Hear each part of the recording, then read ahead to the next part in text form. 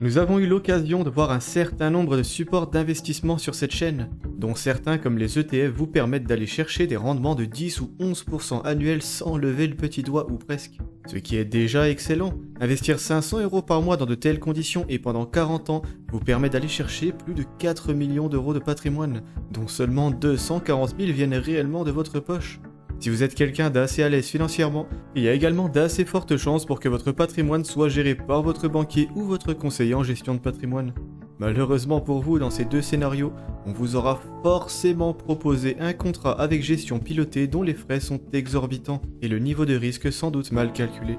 En effet, le conseiller très compétent qui vous a accueilli et rassuré sur votre situation se rémunérera bien logiquement grâce à vous. Il doit payer son propre salaire, les charges de son entreprise et les locaux qu'ils utilisent. De plus, il n'a pas spécialement intérêt à trop vous pousser à prendre des investissements rentables mais certes volatiles. Car si une chute se produit effectivement, vous risquez bien de partir de chez eux en pensant qu'ils sont incompétents, alors qu'une chute occasionnelle dans le marché en action est parfaitement normale. L'un dans l'autre, vous vous retrouvez avec un contrat d'assurance vie ou PER qui vous rapporte 2 ou 3% net par an, lequel ne bat même pas l'inflation ou à peine. Les livrets d'épargne et le fonds euro sont certes assez pratiques pour quelqu'un souhaitant éviter une imposition trop lourde, mais ils ne vous permettent pas du tout de vous enrichir. Alors que les actions, oui, en passant par exemple par un plan d'épargne en action, vous ne paierez que 17,2% sur plus-value et que le jour où vous les retirez, donc vraiment pas grand chose, encore moins qu'en assurance vie. Sachant ça, et si vous avez ou visez un patrimoine conséquent, il serait pertinent d'acheter vos actifs les plus rentables et volatiles sur PEA, car vous profiterez plus fortement de sa fiscalité avantageuse. C'est logique, plus un actif est rentable et plus il est vulnérable à l'imposition, et le PEA étant plafonné à 150 000 €, vous avez tout intérêt à vous organiser correctement pour maximiser vos gains.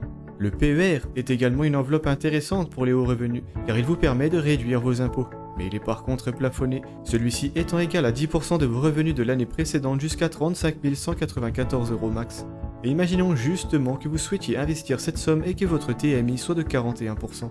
En passant par une autre enveloppe, vous devrez abandonner 14 429 € d'impôts, réduisant votre investissement effectif à seulement 20 765 €. Mais en passant par le PER, vous pourrez réellement investir ces 14 429 €, leur permettant de travailler et de fructifier. Vous ne payez pas d'impôt à l'entrée, mais vous en paierez à la sortie. Mais rassurez-vous, le calcul final reste très largement à votre avantage, d'autant plus si votre TMI baisse comme c'est souvent le cas à la retraite. Le principal problème du PER est que l'argent sera bloqué jusqu'à l'âge de la retraite, à vous de voir si c'est compatible avec vos objectifs ou pas. Nous avons vu qu'un investissement en actions classiques reste très bon, même dans le cas d'une tranche marginale d'imposition élevée. Mais ce n'est pas suffisant pour avoir un patrimoine équilibré, car l'objectif est quand même de diversifier vos sources de revenus. Il faut donc idéalement rajouter de l'immobilier par exemple. Mais si vous ne faites pas ça comme il faut, l'imposition sera écrasante. En effet, en achetant un appartement et en le louant, donc l'investissement immobilier classique, vous paierez une véritable fortune en impôts. On parle de 17,2% plus votre TMI, qui peut donc être de 30% ou plus encore. Votre locataire vous donnera peut-être 1 000 € par mois, admettons. Dans le cas d'une TMI à 30%, les impôts sont donc déjà de 47,2%, alors qu'il reste aussi la taxe foncière, les charges, le risque de vacances locatives et les éventuels frais d'agence. Cet appartement sera un véritable pot percé, il brassera certes beaucoup d'argent mais celui-ci ne tombera pas dans vos poches. Pourtant, il est possible de faire un investissement immobilier nettement plus simple et sur lequel vous serez très faiblement imposé, quels que soient vos revenus. Il existe en fait deux principales façons d'investir en immobilier. Directement en achetant un bien ou en passant par une société qui fait tout le travail pour vous, de la recherche à la location ainsi que toutes les étapes intermédiaires. Ce sont des SCPI et en achetant une part qui coûte dans les 200 €, vous pourrez prétendre à un revenu d'environ 6% brut, sans compter que la part, à l'instar d'un bien immobilier, prend aussi de la valeur. Les astuces qui vont suivre fonctionneront dans les deux cas. Commençons avec le cas où vous avez déjà une belle somme d'argent en banque que vous souhaitez investir. Il faut déjà savoir que vous pouvez acheter des SCPI sur assurance vie. On pense par exemple à Linksea Spirit 2 proposant la SCPI Remake Life, qui est très bonne.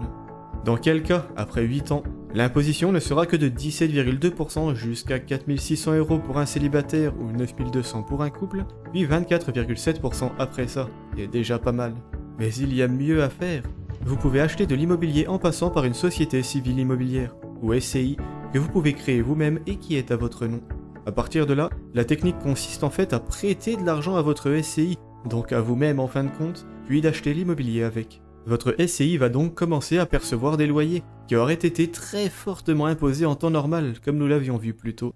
Mais dans ce scénario, il vous sera en fait possible de récupérer l'argent en ne payant que 15% d'impôts. Voici en fait ce qu'il se passe. Quand les loyers arrivent, ils sont imposés à 15% au titre de l'impôt sur les sociétés, jusqu'à un plafond de 42 500, au-delà duquel ça devient 25%. Donc sur 10 000 € bruts par an, on tombe à 8 500 € bruts.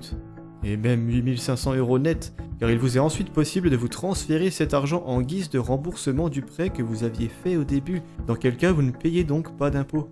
Si le bien que vous avez acheté coûte par exemple 200 000 €, eh bien vous pourrez transférer jusqu'à 200 000 € de loyer net qui n'auront subi que 15% d'imposition.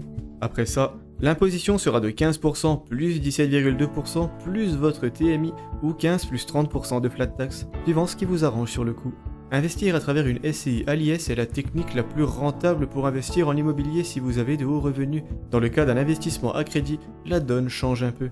Vous pouvez de toute façon déduire les intérêts d'emprunt, que ce soit en passant par une SCI ou en direct. Le point à regarder est en fait votre TMI à terme. Si elle chute fortement, à cause d'un départ en retraite par exemple, vous pourriez investir directement en payant 17,2% plus votre nouvelle TMI qui est idéalement à 0 ou 11%. Mais en passant par une SCI à l'IS, vous auriez l'opportunité de payer 15% plus flat tax. Donc si votre TMI reste très élevé, la SCI reste meilleure, mais si elle chute fortement, un achat en direct sera plus intéressant. Il me reste enfin une petite combine importante à vous partager concernant l'immobilier.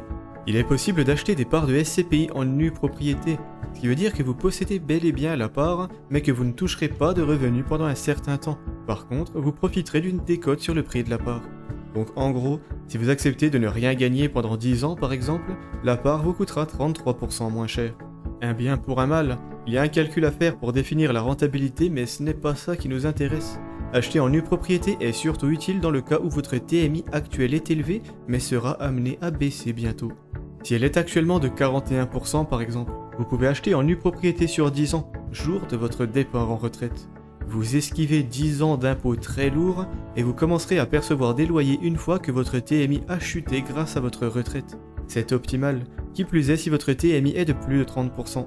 Vous avez donc des actions et de l'immobilier faiblement imposés, mais ce n'est encore pas suffisant pour diversifier convenablement votre patrimoine.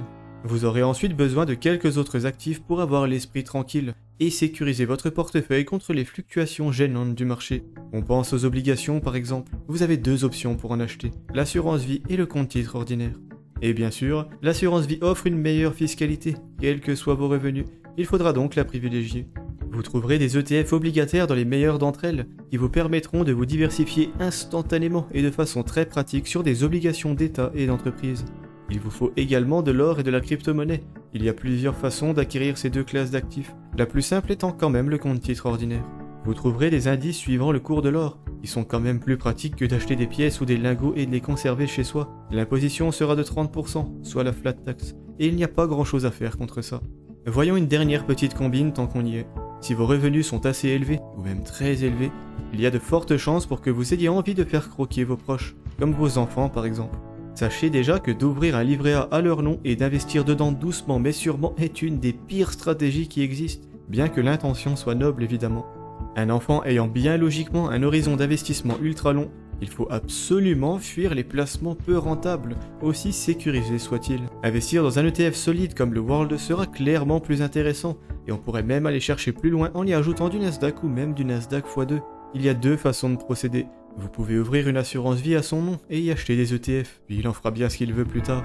C'est la solution la plus simple.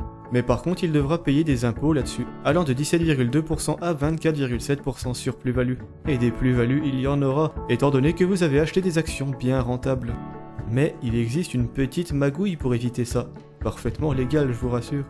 En ouvrant un compte titre ordinaire à votre nom, vous trouverez déjà plus d'ETF que sur assurance vie, avec des frais plus bas qui plus est.